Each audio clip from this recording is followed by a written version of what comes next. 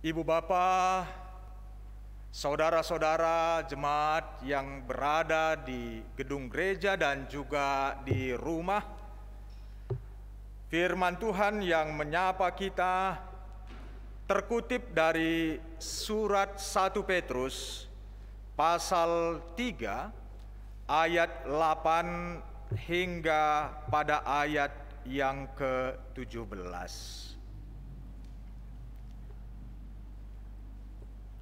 Demikian di dalam kitab 1 Petrus pasal 3 ayat 8 hingga pada ayat yang ke-17.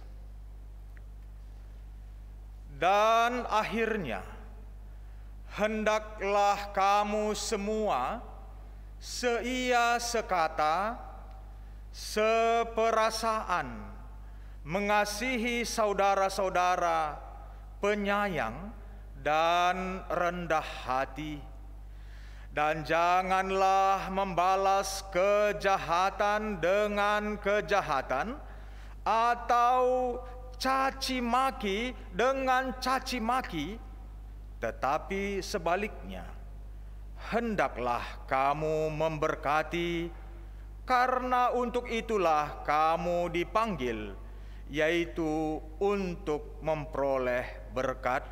Sebab siapa yang mau mencintai hidup dan mau melihat hari-hari baik, ia harus menjaga lidahnya terhadap yang jahat dan bibirnya terhadap ucapan-ucapan yang menipu. Ia harus menjauhi yang jahat dan melakukan yang baik. Ia harus mencari perdamaian dan berusaha mendapatkannya. Sebab mata Tuhan tertuju kepada orang-orang benar dan telinganya kepada permohonan mereka yang minta tolong. Tetapi wajah Tuhan menentang orang-orang yang berbuat jahat. Dan siapakah yang akan berbuat jahat terhadap kamu jika kamu rajin berbuat baik? Tetapi sekalipun kamu harus menderita juga karena kebenaran, kamu akan berbahagia. Sebab itu janganlah kamu takut apa yang mereka takuti, dan janganlah gentar. Tetapi kuduskanlah Kristus di dalam hatimu sebagai Tuhan, dan siap sedialah pada segala waktu untuk memberi pertanggungan jawab kepada tiap-tiap orang yang meminta pertanggungan jawab dari kamu tentang pengharapan yang ada padamu. Tetapi haruslah dengan lemah lembut dan hormat, dan dengan hati nurani yang murni, supaya mereka yang memfitnah kamu karena hidupmu yang saleh dalam Kristus menjadi malu karena fitnahan mereka itu. Sebab lebih baik menderita karena berbuat baik, jika hal itu dikehendaki Allah, daripada menderita karena berbuat jahat. Sedemikian jauh pembacaan firman Tuhan. Dari gedung gereja kita di Tanjung Barat yang kita cintai ini, izinkanlah saya menyampaikan Shalom Aleichem. Damai di atasmu sekalian yang mendengarkan firman Tuhan pada hari ini. Saudara-saudara yang dikasihi oleh Tuhan Yesus Kristus, kata perdamaian di Minggu Perdamaian ini merupakan kata kunci untuk menyempurnakan ibadah kita pada hari ini. kata damai dalam bahasa Alkitab kita yaitu shalom, itu merupakan kata yang sangat umum dan menjadi kata budaya sehari-hari oleh orang-orang Ibrani. Dan kata itu, saudara-saudara yang dikasihi oleh Tuhan Yesus Kristus, untuk menjadi pertanda bahwa damai sejahtera itu ada di tengah-tengah mereka. Shalom itu sendiri artinya adalah keadaan yang baik dan melimpah segala-galanya, ya. Lalu shalom itu artinya juga ketika kejahatan bisa dikalahkan oleh kebaikan. Shalom itu juga bisa diartikan sebagai keadaan manusia yang penuh dengan keberuntungan. Jadi kata shalom itu menggambarkan suatu hidup yang begitu indah, utuh, dan tidak ada kekurangan suatu apapun. Karena begitu hebatnya kata shalom itu, saudara-saudara, maka dari Alkitab kita belajar bahwa shalom itu sendiri atau perdamaian itu sendiri tidak berasal dari dunia ini. Tetapi shalom atau damai itu justru berasal dari surga. Damai itu tidak bisa diperoleh di dunia ini atau kita gali dari dunia ini, tapi damai itu akan lahir ketika kita berelasi dengan Allah yang membawa turun damai itu kepada kita. Dan dalam perjanjian baru ini mendapat nada yang baru, penegasan yang baru ketika Yesus lahir. Dan nyanyian malaikat yang berkata, damai itu turun dari surga ke bumi, yang ditandai oleh kelahiran Yesus Kristus. Dan selanjutnya ketika Yesus berkarya, dalam kitab Injil Yohanes pasal 14 ayat 27, ada dua kali kata yang sangat menarik yang dikatakan oleh Yesus. Damai sejahtera ku tinggalkan bagimu. Dan sekali lagi Yesus berkata, damai sejahtera ku berikan kepadamu. Dan apa yang ku berikan tidak seperti yang diberikan dunia kepadamu. Teks-teks dari perjanjian lama dan perjanjian baru ini, saudara-saudara, membuktikan kepada kita bahwa damai bisa terjadi dalam kehidupan kita ketika kita bersedia menerima damai itu dan membiarkan damai itu bekerja dalam kehidupan kita. Damai bukan karena kehendak kita. Pokoknya saya mau berdamai, saya mau berdamai. Dan ketika manusia mengandalkan kehendaknya, saya mau berdamai, saya mau berdamai, kadang-kadang manusia justru melakukan yang tidak damai itu sendiri. Oleh sebab itu syarat yang pertama dalam menghayati arti damai itu adalah berawal dari kesediaan. Kesediaan kita untuk menerima dan membiarkan damai itu berkuasa dan bekerja di dalam hidup kita. Tidak ada satu teori, tidak ada satu fakta perdamaian pun yang dibuat oleh manusia yang bisa benar-benar memperdamaikan dunia ini. Kenapa? Karena syarat yang utama tidak diterima. Sebab damai bukanlah berasal dari dunia ini. Damai itu merupakan intervensi Allah, dan siapa saja yang berkenan untuk menerimanya, maka di dalam dirinya ada damai itu sendiri. Dua pembacaan kita pada hari ini memperlihatkan hal yang sangat berlawanan. Absalom, saudara-saudara, ini satu nama yang sangat indah. Sebab Absalom artinya adalah bapa si pendamai. Tentulah Raja Daud ketika memberikan nama ini pasti tidak asal-asalan. Diberikan nama Absalom dengan satu doa supaya dialah nanti menjadi bapa pendamai di antara saudara-saudaranya. Tetapi nama boleh damai. Tetapi ketika hati menolak damai, maka yang terjadi adalah seperti yang kita baca tadi. Absalom itu tidak menjadi bapa pendamai, melainkan menjadi bapa pendendam, bapa penyimpan salah, bapa yang mengumpulkan salah saudara-saudaranya, lalu membenamkannya. Di luar kata-katanya bagus, kepada ayahnya Daud kata-katanya sangat mantap, tetapi kata berbeda dengan isi hati.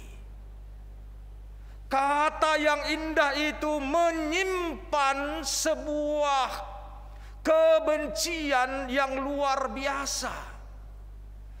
Hati menolak kehadiran damai itu. Nah, ketika hati menolak kehadiran damai, kata-kata yang baik itu akan beracun. Bukankah begitu, Bapak-bapak? Ibu-ibu, kata-kata bisa indah, tetapi ketika di dalam sudah menolak damai, maka kata-kata yang indah itu akan menghasilkan darah, akan membuahkan sesuatu yang menakutkan. Absalom, bapa si pendamai, ternyata sekarang menjadi bapa si pendendam. Dan ketika dia berkata-kata dan menyimpan dendamnya itu selama 2 tahun, maka yang terjadi adalah pembunuhan terhadap saudaranya. Dan tidak sampai di situ saja. Kalau kita baca kisah hidup si Absalom ini, bahkan Absalom itu seumur hidupnya menolak kehadiran damai. Seumur hidupnya dia tidak pernah mengizinkan damai itu turun berkuasa dalam hatinya, sampai bapaknya sendiri dia kudeta dengan cara yang begitu jahat.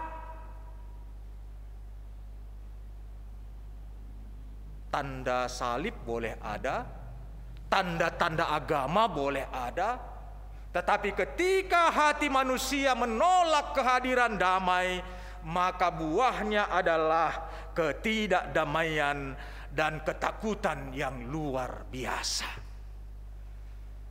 Lalu sebaliknya yang terjadi, saudara-saudara yang dikasihi oleh Tuhan Yesus Kristus, Rasul Petrus mencoba untuk menasehati orang-orang yang di perantauan, yang pada waktu itu merasakan tekanan sosial dan tekanan ekonomi yang begitu berat.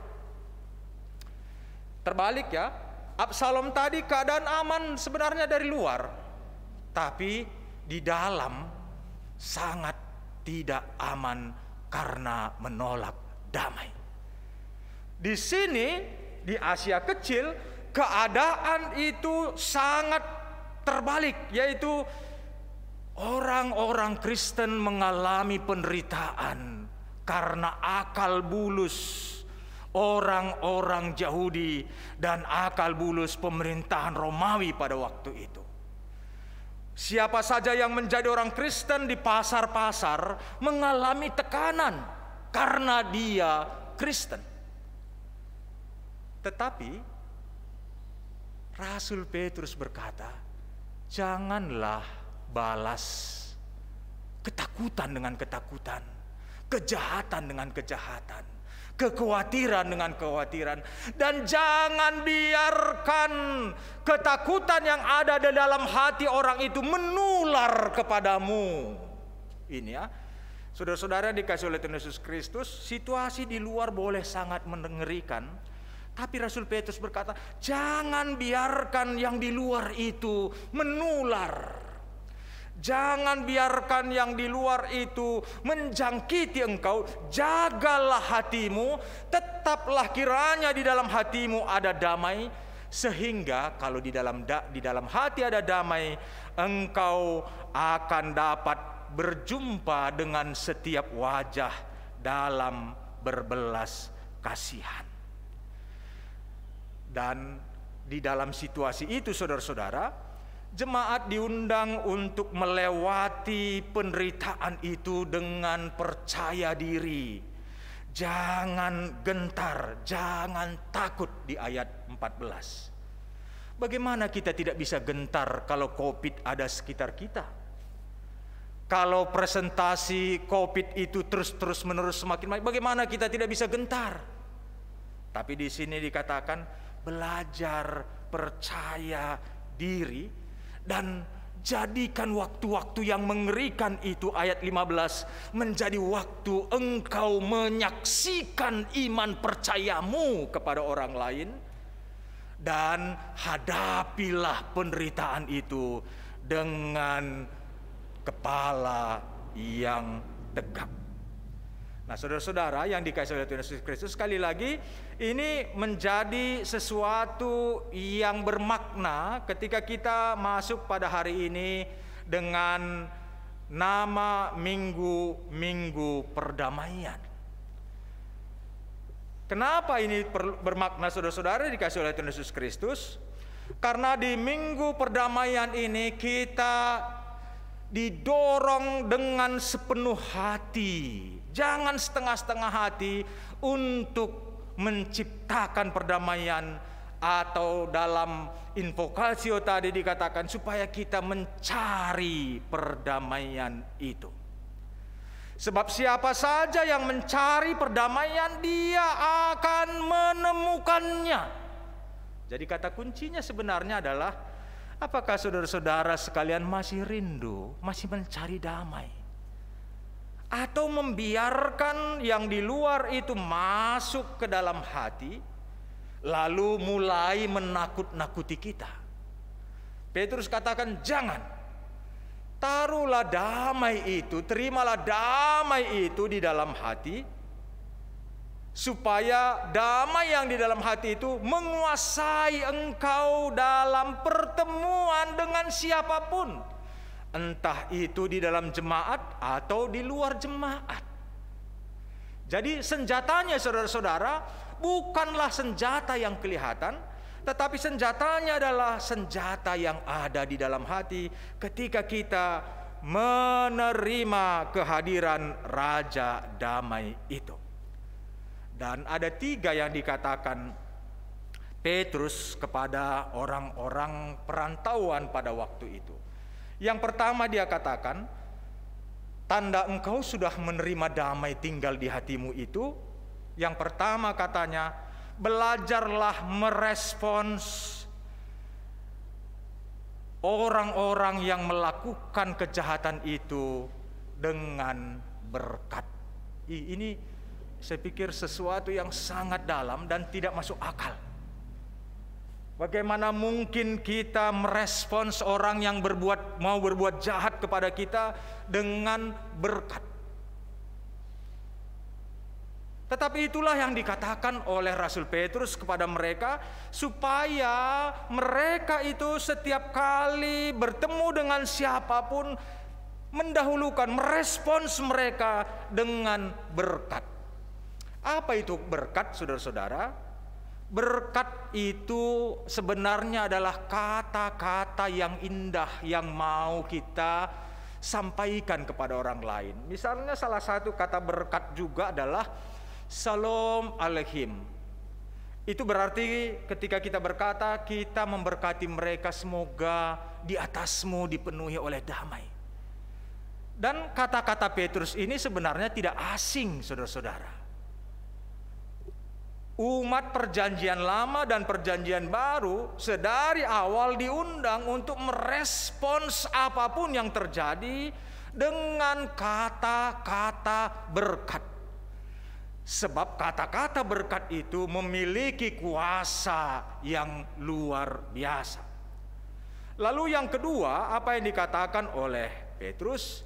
Dia katakan supaya engkau belajar mencintai hidup. Hidup di atas ekonomi. Hidup di atas segala kepemilikan. Hidup di atas segala yang kita hargai di tengah-tengah dunia ini. Itulah artinya mencintai hidup. Nah, saudara-saudara, ketika kita berhadapan dengan tantangan, bahkan berhadapan dengan musuh-musuh, Petrus berkata, belajarlah untuk mencintai hidup itu sendiri. Karena ketika kita tidak mencintai hidup, katanya Tuhan tidak akan mendengarkan doa kita lagi.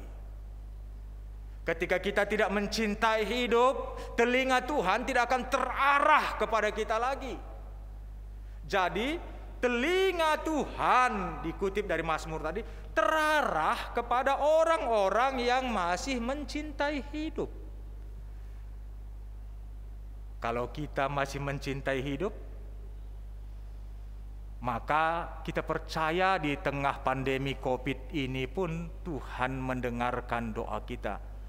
Kadang-kadang kita bingung mau berdoa apa lagi di era pandemi seperti sekarang ini. Karena rasanya begitu keluar rumah ada saja ketakutan, ada kekhawatiran.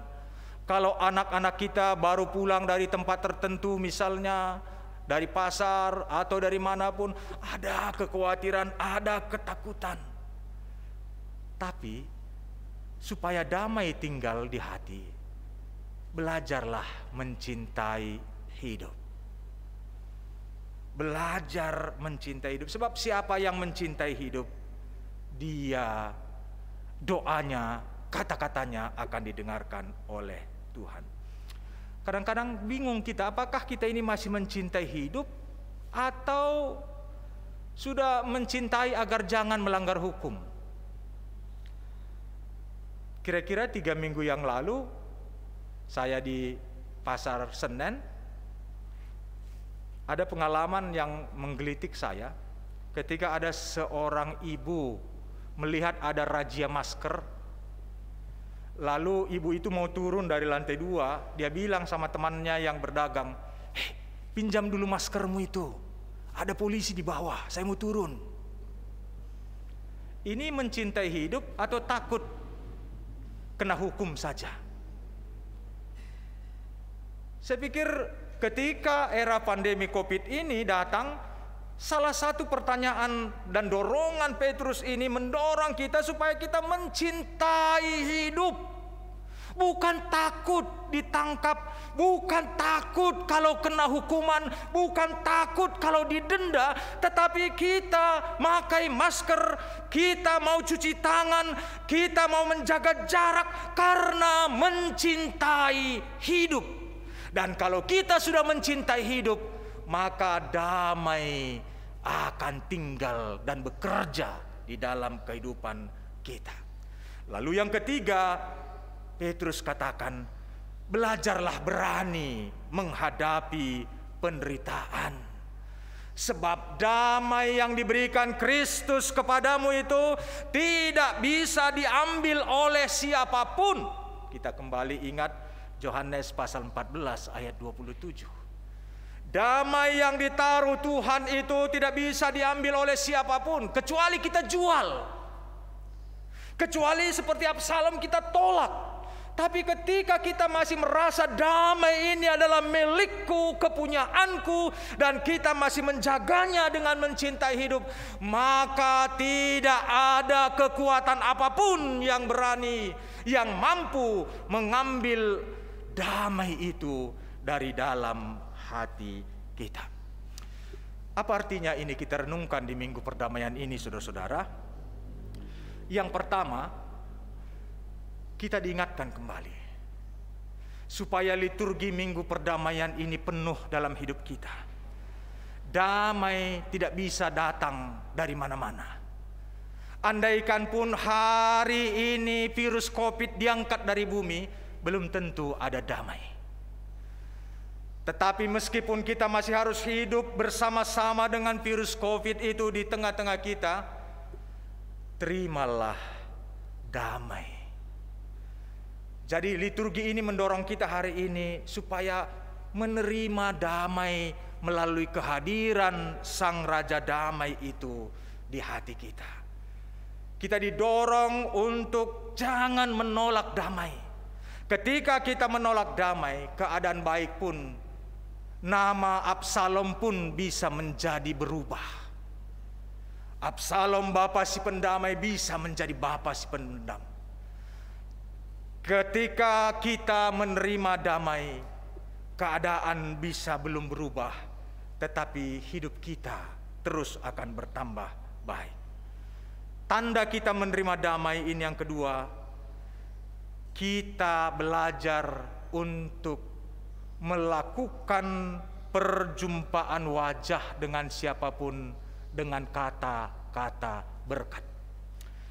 Saya harus mengaku, di rumah ada 2 anak saya, dan yang bungsu ini masih sering keluar rumah karena aktivitasnya banyak. Dia seniman ya, jadi banyak sekali aktivitasnya di luar. Kadang-kadang ketika dia pulang dari rumah, kadang-kadang saya keliru juga.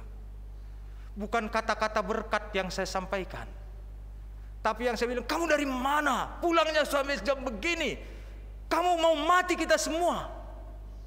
Ini ada orang tua di dalam rumah ini yang sudah di atas 60 tahun. Nanti mengalir dari kamu itu. Kadang-kadang tidak muncul lagi kata-kata berkat. Hari ini Minggu Liturgi ini mengingatkan kita supaya dalam pertemuan wajah dengan siapapun, walaupun kita tidak ucapkan secara kata-kata, tetapi paling tidak dalam hati kita belajar, Salam alaihim, damailah kiranya di atasmu. Kita belajar mengucapkan kata-kata yang memuji orang, bukan kata-kata ketakutan. Karena kalau kata-kata ketakutan itu selalu kita ucapkan, maka ketakutan akan semakin mengelilingi kita.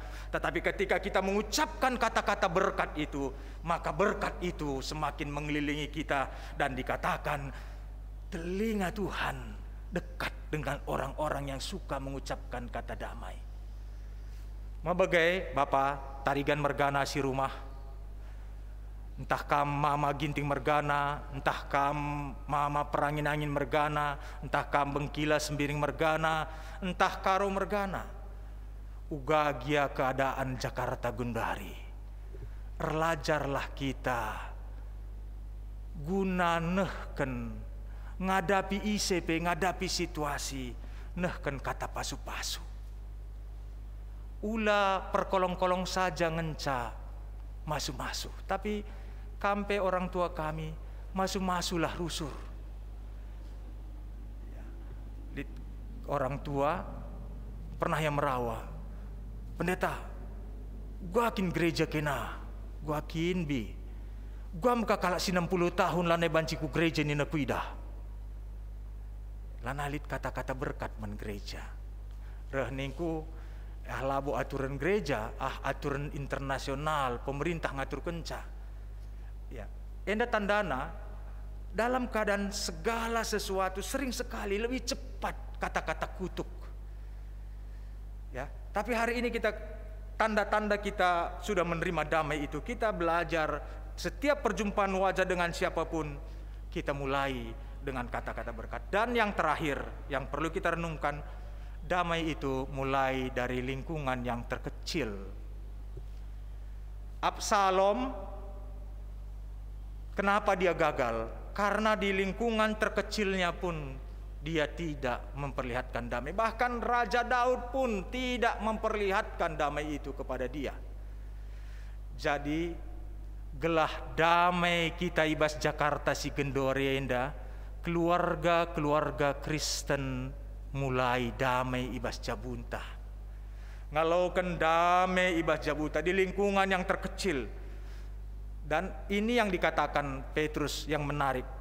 Dia katakan, di luar boleh panas, di luar boleh tertekan, tapi kamu yang ada di dalam persekutuan itu jangan pecah. Banyak tantangan di luar, tapi yang di dalam ini jangan pecah. Banyak panas, situasi yang mengerikan di luar, tapi keluarga jangan pecah. Dialah yang harus memulai supaya bisa dia mempengaruhi orang-orang yang ada di luarnya. Ibu bapak, saudara-saudara yang dikasihi oleh Tuhan Yesus Kristus, sekali lagi untuk menutup khotbah ini saya meminta kamu semua untuk membuka hati. Dan izinkanlah saya dari Gereja GBKP Tanjung Barat pada hari ini sekali lagi berkata kepada kamu semua yang mendengarkan ini, Salam Aleihim. Damai hari ini di atas kamu semua, sehingga mulai hari ini sampai selama-lamanya kamu akan memperlihatkan sukacita Kristiani di tengah-tengah tantangan ini. Amin.